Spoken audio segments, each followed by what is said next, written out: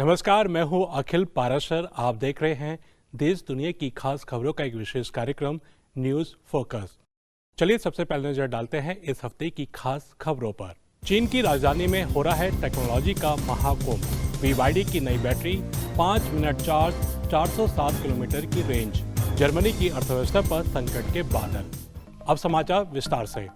चीन की राजधानी बीजिंग में गुरुवार से शुरू हुआ 2025 चोंगकॉन फोरम पूरी दुनिया के इनोवेशन एक्सपर्ट्स को एक मंच पर ला रहा है। 5 दिन तक चलने वाले इस इवेंट में AI, 6G जैसे लेटेस्ट टेक्नोलॉजी और साइंस से जुड़ी नई खोजों पर चर्चा हो रही है। इस बार की थीम है नई गुणवत्ता वाली उत्पादक शक्तियां और वैश्विक विज्ञान एवं प्रौद्योगिकी सहयोग। इसमें 100 से ज्यादा देशों और क्षेत्रों के 1000 से ज्यादा स्पीकर्स शामिल हुए हैं। 2007 में शुरू हुए ये फोरम टेक्नोलॉजी और इनोवेशन के ग्लोबल एक्सचेंज के लिए एक बड़ा मंच बन गया है। बीजिंग का चोंगकॉन इलाका जहां ये इवेंट हो रहा है उसे चीन की सिलिकॉन वैली कहा जाता है। यहां 17,000 से ज्यादा हाईटेक कंपनियां हैं।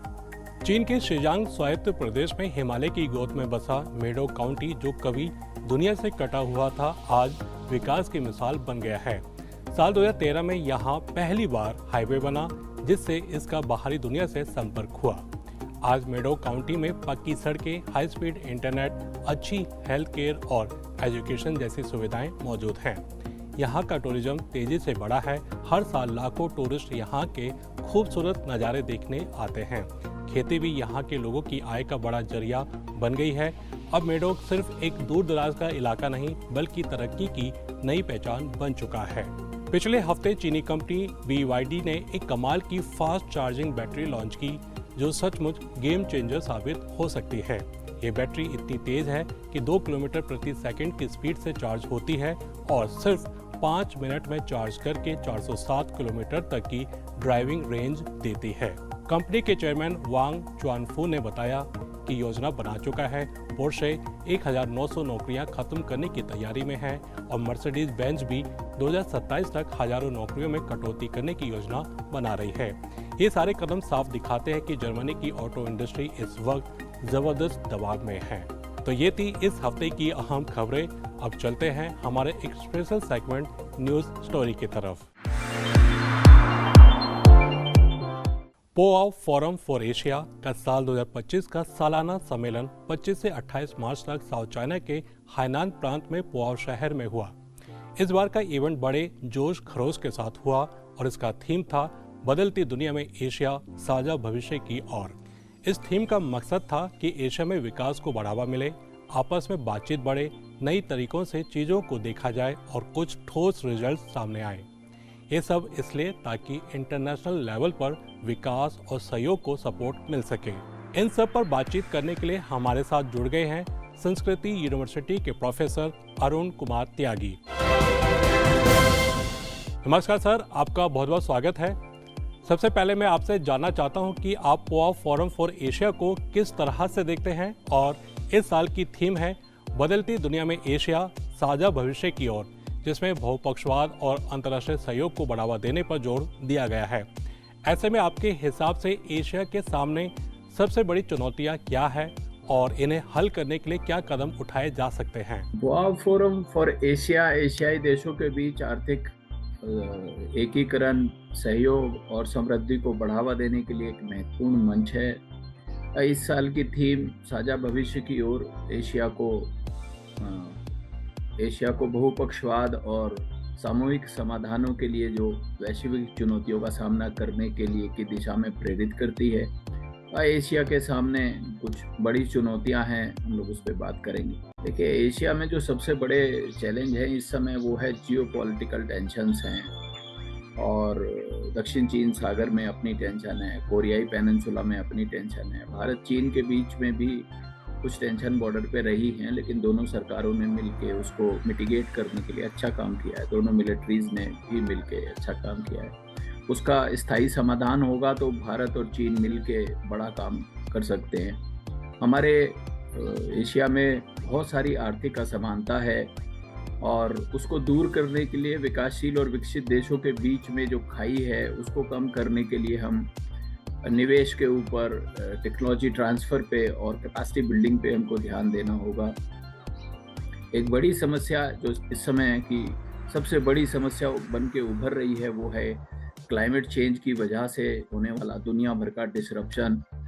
उसमें ग्रीन एनर्जी के ऊपर काम करना होगा और सस्टेनेबल इंफ्रास्ट्रक्चर बनाने होंगे। कार्बन उत्सर्जन के में कमी करने के लिए हमको सामूहिक योजनाएं बनानी होंगी। चूँकि हिमालय के ऊपर चाइना, इंडिया, नेपाल, भूटान, बांग्लादेश सब मिला के करीब 1/3 ह्यूमन पॉपुलेशन जो है वो निर्भर है और हमारे लिए हिमालय बहुत महत्वपूर्ण है। तो हमको हिमालय से संबंधित क्लाइमेट रिस्क रिडक्शन और डिजास्टर मैनेजमेंट पे सामूहिक काम करना होगा और गांव में जो डिजिटल डिवाइड है उसको दूर करने के लिए हमको काम करना है। सर, डिजिटल डिवाइड यानी टेक्नोलॉजी की पहुंच में असमानता पर भी इस सम्मेलन में खास ध्यान दिया गया है।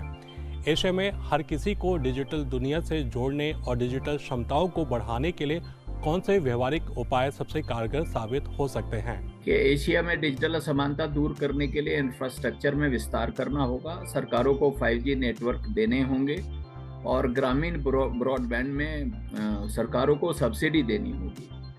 स्मार्टफोन, लैपटॉप में छूट देनी होगी, टैक्स में छूट देनी होगी और लोकल प्रोडक्शन को बढ़ावा देना होगा। स्कूलों और सामुदायिक केंद्रों में डिजिटल एजुकेशन को सपोर्ट करना होगा। निजी क्षेत्र के साथ मिलकर ई गवर्नेंस, ई कॉमर्स पर PPP मॉडल में प्लेटफॉर्म विकसित करने होंगे। खासकर महिलाओं और जो वंचित समूह हैं उन्हें डिजिटल टूल से जोड़ने के लिए टारगेटेड प्रोग्राम्स चलाने होंगे, जैसे कि भारत में डिजिटल इंडिया और साउथ कोरिया में स्मार्ट सिटी प्रोजेक्ट किए गए हैं। इनका विस्तार किया जा सकता है सभी एशियाई देशों में। सर, सतत विकास लक्ष्यों को हासिल करने के लिए नवाचार यानी इनोवेशन और बेहतर शासन पर भी चर्चा हो रही है। आपको क्या लगता है कि एशियाई देश इन लक्ष्यों को पूरा करने के लिए नए आइडियाज और गवर्नेंस के बीच कैसे बैलेंस बना सकते हैं? SDG गोल्स को पूरा करने के लिए इनोवेशन और गवर्नेंस के बीच में बड़ा तालमेल करना होगा। इनोवेशंस को प्रोत्साहन देना होगा। स्टार्टअप्स, खासकर ग्रीन टेक और AI रिसर्च के लिए फंडिंग और टैक्स ब्रेक देने होंगे। बहुत सारा लचीला रेगुलेटरी फ्रेमवर्क बनाना होगा नई तकनीकों के लिए, जैसे ब्लॉकचेन, ड्रोन्स के लिए सैंडबॉक्स पॉलिसीज बनानी होंगी। सारे समाज के लिए समावेशिता के लिए इनोवेशन का लाभ गरीबों, महिलाओं और ग्रामीणों तक पहुंचाने के लिए सरकारी योजनाएं चलानी होंगी। हमको बहुत सारी अंतर्राष्ट्रीय साझेदारी करनी होंगी। एशियाई देशों के जलवायु तकनीक या हेल्थ केयर इनोवेशन में ज्ञान को साझा करना होगा और SDG की प्रगति को डेटा ड्रिवन प्लेटफॉर्म जैसे UN का SDG डैशबोर्ड है, उस तरीके के डैशबोर्ड, एशिया स्पेसिफिक डैशबोर्ड बना के उसको ट्रैक करना होगा और नवाचार को नियंत्रण देने की जगह सभी दिशा देने वाली नीतियों की ज़रूरत है और नवाचार से ही हम इसका इम्पैक्ट ला सकते हैं। धन्यवाद सर। तो ये था आज का खास कार्यक्रम न्यूज़ फोकस। अभी इजाज़त दीजिए, अगले हफ्ते फिर मिलेंगे इसी समय। नमस्ते।